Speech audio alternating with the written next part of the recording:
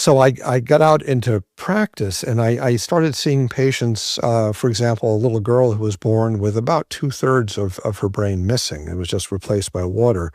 And I was pretty certain that she wasn't going to do well. I mean, how could you possibly be a normal human being like that? So I spoke to her family and I told them, I'm sorry, but I can't give them a good prognosis. And I followed her as she grew up, and she's now in her 20s, and she's a very bright, normal young lady, and she's doing beautifully. Now, not everybody who has a brain problem when they're born does well, but there was nothing in my textbooks that explained this. There's nothing in the materialist way of looking at the brain that could account for this. And I had a number of other patients. I had a patient who was missing major parts of her brain that was a gifted student in school and went on to be a published musician and has a master's degree in English literature. When you say major, can I'm Sure, sorry for interrupting, sure. but I'm not a brain surgeon. Yeah, that's right. So when you say major part of the brain, is it like the average doctor would have assumed that she wouldn't be functioning the way that she was? Like Precisely, what? precisely. Oh, yeah. Okay. Yeah, I mean, if you show, for example, the baby I referred to first, if you showed her scan, and I don't have it here, but it's actually in the book. We have her MRI scan there. The average neurosurgeon would say that she would be basically a vegetable, to use a kind of a callous term. But if you met her, she's a bright, vivacious person. Her mom says she's too smart for her own good. And is there any scientific explanation for this, or is Well, that where? the traditional explanation that would be offered is that her brain what was left of her brain was able to adapt and develop new pathways, and to some extent that might be true. But I saw so much of this. This is so common, and one thing that really kind of tipped me over on this was there's a kind of a brain surgery called awake brain surgery, where we operate on people's brains when they're fully awake. We use local anesthesia like Novocaine, so that doesn't cause any pain. And So their eyes are open, they're breathing, they're like they're conscious. talking, yeah, sure, sure. And the reason we do this, and it's not common, but I've done it a number of times, and my colleagues do it.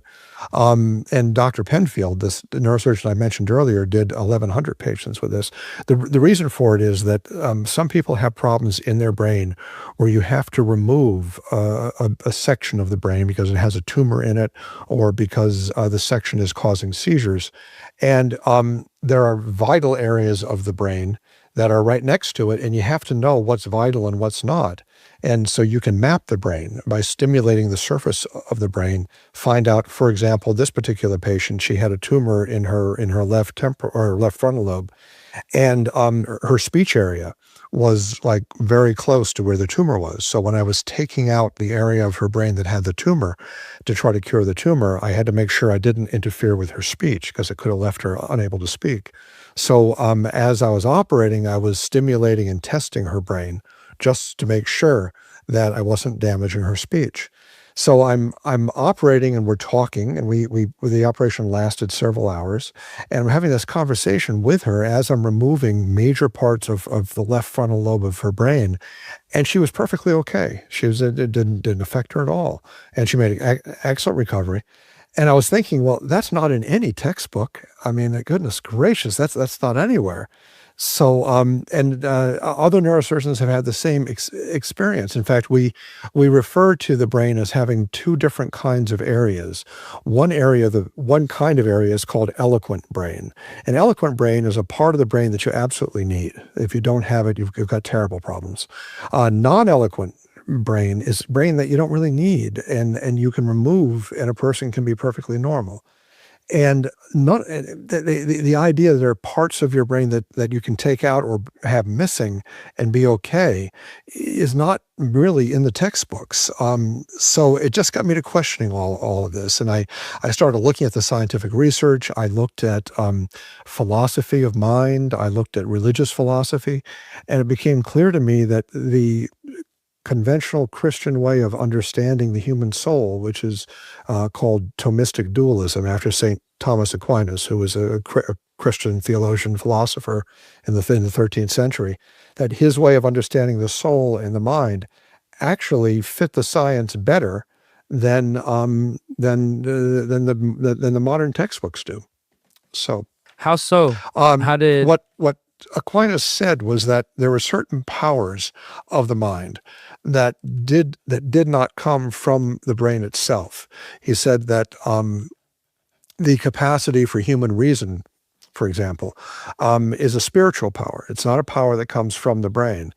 Ordinarily, you need decent function of the brain to properly use reason, but reason doesn't come from the brain.